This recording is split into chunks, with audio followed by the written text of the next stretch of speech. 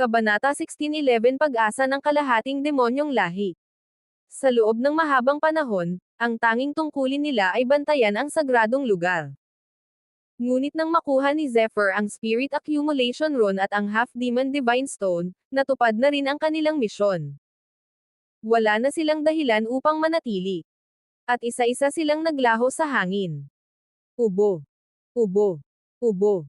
Patuloy na umuubo si Elderman habang nakatingin sa direksyong nila Karen ni Zephyr. May halong pagkainis at sama ng loob ang kanyang mukha. Napakabastos ng batang iyon. Wala talagang galang sa nakatatanda. Ngunit hindi na iyon pinansin ni Zephyr. Sa halip, ibinahagi niya ang isang napakahalagang natuklasan. Sa tingin ko, naapektuhan sila ng kapangyarihan ng templo. Dahil doon, unti-unting lumuwag ang selyong nakagapos sa kalahating demonyong lahi. Natigilan si Elderman. Nanlaki ang kanyang mga mata habang unti-unting nanginginig ang kanyang katawan. Ibig mong sabihin, may pag-asa pa. Maibabalik pa ba ng kalahating demonyong lahi ang dati nitong kaluwalhatian? Pati ang kanyang boses ay nanginginig sa pananabik. Napakaraming taon na silang nabuhay sa pang-aalipan at pang-aapi. Tinrato silang mababa. Itinuring na mga alipin ng mga martial artist. Hindi niya pinangarap na sakupin ang mundo. Ang tanging hangad niya ay makamit ang patas na pagtrato at maibalik ang dangal ng kanilang lahi. Ngunit ngayon, sa unang pagkakataon, nakakita siya ng liwanag. May matinding kumpiyansang nagsalita si Zephyr. Kung matagumpay kong mapapino ang Spirit Accumulation Pool. May 50% akong pagkakataong tuluyang mabasag ang sumpang nakagapos sa kalahating demonyong lahi. Parang tumigil ang oras. Isang pangungusap lamang. Ngunit sapat iyon upang muling buhayin ang pag-asa ng buong lahi. Kasabay nito, nagsimulang magpumiglas ang 12 kalahating demonyong mandirigma. Ramdam nilang may nagbabago. Napakalaki ng kanilang talento. Ngunit kahit gaano sila kalakas, hindi nila kayang sirain ang selyo ng mag-isa. Para silang insektong nakulong sa sapot ng gagamba. May sapat silang lakas upang mapunit ito. Ngunit wala silang paraan upang makalabas. Kapag nabigo sila ngayon, maglalaho ang lahat ng sakripisyong ginawa nila sa nakalipas na mga taon. Samantala, nagmistulang piyesta ang buong pamayanan ng kalahating demonyo. Abala ang lahat sa paghahanda.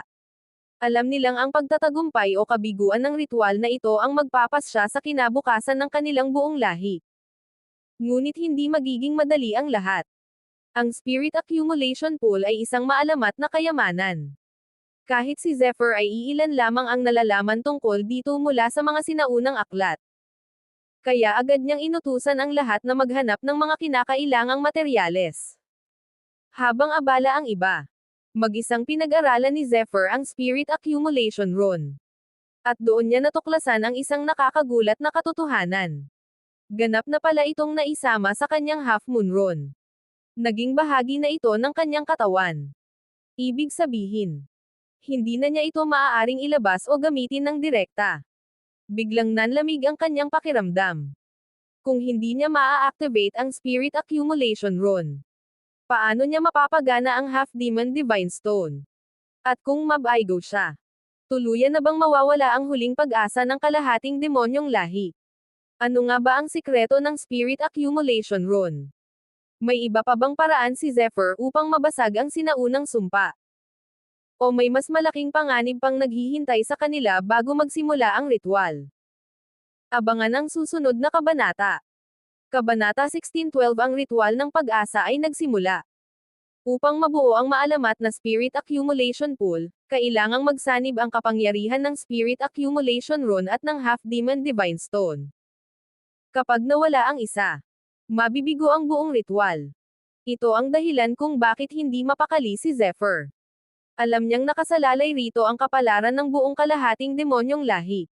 Ngunit sa kabutihang palad, habang patuloy niyang pinag-aaralan ang Half-Moon Rune, nakakita siya ng isang sinag ng pag-asa. Bagamat hindi pa niya lubos na nauunawaan ang mahiwagang rune na iyon, natuklasan niyang kaya niyang gamitin ang bahagi ng kapangyarihan nito. Higit sa lahat, kaya niyang gayahin ang pinakapuso ng kapangyarihan ng Spirit Accumulation Rune gamit lamang ang kanyang Soul Force. Isang bagay na halos imposibleng magawa ng sinuman. Ang Spirit Accumulation Rune ay hindi lamang imbakan ng enerhiya. Taglay rin nito ang mga pamana at kaalaman ng mga sinaunang eksperto ng kalahating demonyong lahi. Kung sariling lakas lamang ang aasahan, hindi kailanman magagawa ni Zephyr ang ganoong himala. Ngunit dahil sa Half Moon Rune, unti-unting nagiging posible ang imposible. Habang iniisip niya ito, lalo siyang nabalot ng pagtataka. Ano ba talaga ang Half Moon Rune na ito? Kahit dala niya ang karanasan ng dalawang buhay, hindi pa rin niya maunawaan ang tunay nitong lihim. Ramdam niyang nagtataglay ito ng isang kapangyarihang kayang yugyugan ang mundo. Ngunit wala pa rin siyang kakayahang gamitin ang buong lakas nito. Para siyang may hawak na napakalaking kayamanan. Ngunit wala siyang susi upang mabuksan ito. At dumating ang pinakahihintay na sandali. Boom! Isang napakalakas na pagsabog ng enerhiya ang biglang sumabog sa himpapawid ng teritoryo ng kalahating demonyong lahi. Ang liwanag ay kumalat na parang kidlat. Sa loob ng 10,000 metro. Nagliwanag ang buong paligid na tila naging araw ang kalangitan. Mabuti na lamang at nasa pinakaloob sila ng sinaunang barbarian plane. Kung nagkataon, matagal na silang natunton ng mga makapangyarihang martial artist ng sangkatauhan. Sa sandaling iyon, ganap ng pinaandar ni Zephyr ang Spirit Accumulation Rune. Isa-isang lumiwanag ang mga rune na kanyang ginaya. Para silang mga ilog ng liwanag na dumadaloy sa ilalim ng lupa. Ngunit may isang malaking panganib. Ang lahat ng rune na iyon ay konektado sa buhay ni Zephyr. Kapag siya ay namatay, maglalaho rin ang lahat ng Spirit Accumulation Rune. Kasabay nito, marahang itinaas ni Zephyr ang kanyang mga kamay. Swoosh! Unti-unting lumutang sa ere ang napakalaking half-demon Divine Stone. Nagbuga ito ng nakakasilaw na pulang liwanag na bomb-alot sa buong lugar. Tahimik na nakamasid ang bawat miyembro ng kalahating demonyong lahi. Puno ng paggalang. Puno ng pag-asa. Ngunit higit sa lahat, puno ng matinding kaba. Alam nilang si Zephyr na lamang ang natitirang pag-asa ng kanilang lahi. Kapag nabigo ang ritual, hindi lamang mawawala ang pagkakataong mabasag ang sinaunang sumpa. Mamamatay rin sina Manyo at ang iba pang piniling mandirigma. Huminto ang paghinga ng lahat. Tahimik ang paligid. At pagkatapos, DAGUNDONG. Isang nakakabinging ugong ang yumanig sa buong kalangitan. Parang may sinaunang nilalang na nagising mula sa napakahabang pagkakahimbing. Nagsimula na ba ang tunay na himala? O ito na ang simula ng isang napakalaking sakuna? Ano ang nilalang na nagdulot ng nakakatakot na dagendong? Magtatagumpay ba si Zephyr sa ritual? O mabibigo siya sa huling sandali? At ano ang mangyayari sa kalahating demonyong lahi kapag may isang maliit na pagkakamaling mangyari? Abangan ang susunod na kabanata. Kabanata 1613 Nilamon ng Spirit Accumulation Pool. Isang nakakatindig balahibong dagendong ang umalangaw-ngaw. Kasabay nito, sunod-sunod na umalangaw-ngaw ang mga mababangges na ungol ng mga halimaw na tila nagmumula sa kailaliman ng mundo. Unti-unting bumaba ang half-demon Divine Stone. Marahan itong lumapag sa pinakasentro ng Spirit Accumulation Rune. Sa paggalaw ng mga kamay ni Zephyr, biglang nabalot ng mahiwagang enerhiya ang buong lugar. At sa harap ng mga mata ng lahat, isang lawa ng pulang liwanag ang dahan-daang nabuo. Humigit kumulang 800 metro kwadrado ang lawak nito. Tahimik ang ibabaw nito. Ngunit sa ilalim ng katahimikang iyon, naroon ang isang napakalakas na kapangyarihan. Ang enerhiya ay dumadaloy na parang alon. Habang umiikot ang mga pulang rune, tila humihinga ang buong lawa. Ito ang maalamat na Spirit Accumulation Pool. Isang kayamanang halos hindi na umiiral sa mundo. Isang bagay na kayang baguhin ang kapalaran ng isang buong lahi. Ramdam ni Zephyr ang napakalawak na enerhiyang bumabalot sa loob ng pool. At ang pinagmumulan ng lahat, ay ang half-demon Divine Stone na nasa gitna nito. Patuloy itong naglalabas ng walang katapusang enerhiya. Habang umiikot sa paligid nito ang hindi mabilang na mahiwagang rune. Paminsan-minsan, may mga aninong tila espiritong lumilitaw at agad ding naglalaho. Ngunit kahit si Zephyr, Hindi pa rin lubos na nauunawaan ang hiwagang nasa kanyang harapan. Nagawa lamang niyang buhayin ang spirit accumulation pool dahil sa kapangyarihan ng Half Moon Rune. Ngunit kung ano talaga ang mangyayari pagkatapos nito? Wala siyang kasiguruhan. Wala nang oras para mag-atubili. Dalhin na sila rito. Ilubog agad sina Manyo at ang iba pa sa spirit accumulation pool. Agad na kumilos ang lahat. Halos hindi na makayanan ng 12 kalahating demonyong mandirigma ang sakit. Humihina na ang kanilang aura. Unti-unti nang nauubos ang kanilang lakas. At anumang sandali, maaaring tuluyan ng bumigay ang kanilang mga katawan. Lumapit si Elderman kay Zephyr. Mahigpit niyang hawak ang kanyang tungkod habang nanginginig ang kanyang boses. Talaga bang magtatagumpay ito? Saglit na natahimik si Zephyr. Pagkatapos ay marahan siyang sumagot. Hindi ko alam. Pero kailangan nating subukan. Wala halos tala tungkol dito sa mga sinaunang aklat. Walang sino mang tunay na nakaalam sa lihim ng spirit accumulation pool. Ito ang unang pagkakataon na hayagang inamin ni Zephyr ang kanyang kawalan ng kasiguruhan. Isa itong napakalaking sugal. Kapag nabigo, mawawala ang buhay ni Manyo at ng iba pa.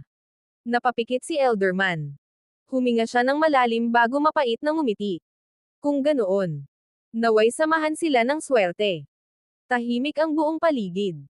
Habang nakamasid ang lahat, isa-isang inilubog sa spirit accumulation pool ang 12 kalahating demonyong mandirigma. Ngunit sa mismong sandaling iyon, may hindi inaasahang nangyari. Ang tila tahimik na lawa ay biglang naging isang higanteng itim na butas. Isang napakalakas na puwersa ang sumiklab. Sa isang iglap, nilamon nito sina Manyo at ang iba pa. Naglaho sila sa loob ng spirit accumulation pool. Napasinghap ang lahat. Nanigas ang kanilang mga katawan. Hindi nila alam kung buhay pa ba ang mga ito. O tuluyan na silang nilamon ng mahiwagang kapangyarihan ng pool. Hindi napigilan ni Beer ang kanyang pag-aalala. Kuya Zephyr. Mahina niyang tawag habang nanginginig ang kanyang boses. Ngunit walang isinagot si Zephyr. Marahan lamang niyang hinaplos ang ulo ni Beer. Isang simpleng kilos. Ngunit sapat upang iparamdam na kailangan nilang magtiwala hanggang sa huli. Subalit sa kaibuturan ng kanyang puso, si Zephyr mismo ay hindi sigurado sa magiging kahihinatnan. Ano ang tunay na nangyari kina Manyo matapos silang lumunin ng spirit accumulation pool? Isa ba itong himala? O isang bitag na magwawakas sa kanilang buhay? At anong lihim ang nakatago sa kailaliman ng mahiwagang pool na kahit si Zephyr ay hindi pa alam? Abangan ang susunod na kabanata. Kabanata 1614. Ang himalang walang sino man ang inasahan. Sa kabila ng kalmadong mukha ni Zephyr, may isang bagay na pilit niyang itinatago. Sa kaibuturan ng kanyang mga mata ay mababakas ang pag-aalala. Dahil alam niya, kapag nabigo ang ritual na ito, hindi na muling madyay gising sina Manyo at ang iba pa. Tuluyan silang mamamatay. At ang higit niyang kinatatakutan ay ang makita ang pagluha ni Beer. Ngunit wala na silang ibang pagpipilian. Kung hindi nila sinubukan ang spirit accumulation pool, pareho rin ang magiging kahihinatnan. Unti-unting lumipas ang bawat segundo. Naging minuto. Hanggang sa naging mga oras. Ngunit, walang nangyari. Nanatiling tahimik ang spirit accumulation pool. Unti-unting napalitan ng kaba ang pag-asa ng lahat. Habang lumilipas ang oras, lalong bumibigat ang kanilang mga dibdib. Sa wakas, halos kalahating araw na ang lumipas. Ngunit wala pa ring anumang pagbabago. Isa-isang nawalan ng pag-asa ang mga miyembro ng kalahating demonyong lahi. Marami ang yumuko. Marami ang napaluha. Inakala nilang tuluyan nang nawala si Manyo. Mahinang humikbi si Beer. Kuya. Pamatak ang kanyang mga luha habang nakatitig sa tahimik na pool. Punong-puno ng lungkot ang kanyang mga mata. Maging si Elderman ay napabuntong hininga. Ganito na ba talaga ang katapusan? Bagamat matagal na niyang inihanda ang sarili sa pinakamasamang mangyayari, masakit pa rin itong tanggapin. Tahimik lamang si Zephyr. Hindi siya nagsalita. Hindi siya gumalaw. Ngunit sa kanyang puso, siya ang may pinakamabigat na dinadala. Dahil ang ritual na ito ay nakasalalay sa kanyang pananaliksik. Kapag nagkamali siya, siya ang magiging dahilan ng pagkamatay ng 12 mandirigma. At bigla, boom! Isang napakalakas na pagsabog ang yumanig sa buong spirit accumulation pool. Ang tila tahimik na lawa ay biglang nagngalit. Parang isang sinaunang halimaw na nagising mula sa napakahabang pagkakatulog. Kasabay nito, sunod-sunod na umalangaw-ngaw ang mababanggas na ungol. Nagliyab ang buong spirit accumulation pool. At mula sa loob nito, isa-isang umangat ang malalaking anino. Mga dambuhalang figurang tila gawa sa liwanag. May anyong tigre. May anyong higanteng toro. May anyong dambuhalang elepante. Bawat isa ay naglalabas ng napakalakas na aura. Napakalakas. Na walang sino mang nang ahas tumingin ng diretsyo sa kanila. Napasinghap ang buong kalahating demonyong lahi. Nagtagumpay ba ang ritual? Hindi nila maitago ang kanilang pananabik. Ngunit hindi pa doon nagtatapos ang himala. Boom! Muling yumanig ang buong lugar. Sa isang iglap, sabay-sabay na lumabas mula sa spirit accumulation pool sina Manyo at ang iba pang 11 mandirigma. Ngunit, hindi na sila ang dating mga mandirigma. Ang kanilang mga katawan ay naglalabas ng nakakatakot na aura. Ang matutulis nilang sungay ay kumikislap na parang mga banal na espada. At sa bawat katawan nila, may mga mahiwagang ron na nagniningning. Ang bawat sinag ng liwanag ay naglalaman ng kapangyarihang hindi pa kailanman nakita ng sinuman. Nang makita iyon ni Zephyr, biglang bumilis ang tibok ng kanyang puso. Isang bagay ang kanyang natiyak. Gaya nga ng inaasahan. Ngunit ano nga ba ang kanyang natuklasan? Ano ang tunay na kahulugan ng mga mahiwagang ron na lumitaw sa katawan ni Manyo? Nagising na ba ang tunay na kapangyarihan ng kalahating demonyong lahi? O may mas nakakatakot pang pagbabagong naghihintay sa kanila? At ano ang lihim na ngayon lamang napagtanto ni Zephyr nang makita niya ang mga ron? Abangan ang susunod na kabanata. Kabanata 16:15. Nagising ang half-demon Mark. Unti-unting humupa ang nakakasilaw na liwanag. Ngunit ang mga mata ng lahat ay nanatiling nakatuon kina Manyo at sa iba pang mandirigma. Dahil may isang bagay na nagbago sa kanila. Isang bagay na hindi pa kailanman nakita ng kanilang lahi. Ang mga mahiwagang ron sa kanilang mga katawan ay hindi pangkaraniwang marka. Ito ang tinatawag na half-demon mark. Isang sagradong tatak na lumilitaw lamang kapag tuluyan nang nabasag ang sinaunang selyo ng kalahating demonyong lahi. Hindi lamang ito simbolo. Ito rin ang pinagmumulan ng kanilang bagong kapangyarihan. Bawat marka, may kanya-kanyang anyo. May kanya-kanyang lakas. At may kanya-kanyang tadhana. Ang marka ni Mengo ay isang naglalagablab na pulang tigre. Samantalang ang kay Manyo ay isang dambuhalang rhinoceros. Ang iba naman ay nagtataglay ng magkakaibang anyo at kapangyarihan. Iisang lahi. Ngunit magkakaiba ang kapalarang nakaukit sa bawat isa. Habang pinagmamasdan sila ni Zephyr, may isa pa siyang napansin. Bahagya siyang natigilan. Hindi siya makapaniwala sa kanyang nararamdaman. Ang aura ng mga mandirigmang ito ay umabot na sa half-step spirit realm. Isang antas na pinapangarap lamang marating ng maraming henyo. Ngunit sila, katatapos pa lamang ng ritual, at agad nilang naabot ang ganoong kalakas na antas. Kahit si Zephyr ay hindi napigil ang mamangha. Ito ay halos salungat na sa batas ng kalangitan. Biglang umalangaw-ngaw ang malakas na tawa ni Mengo. Ha ha ha.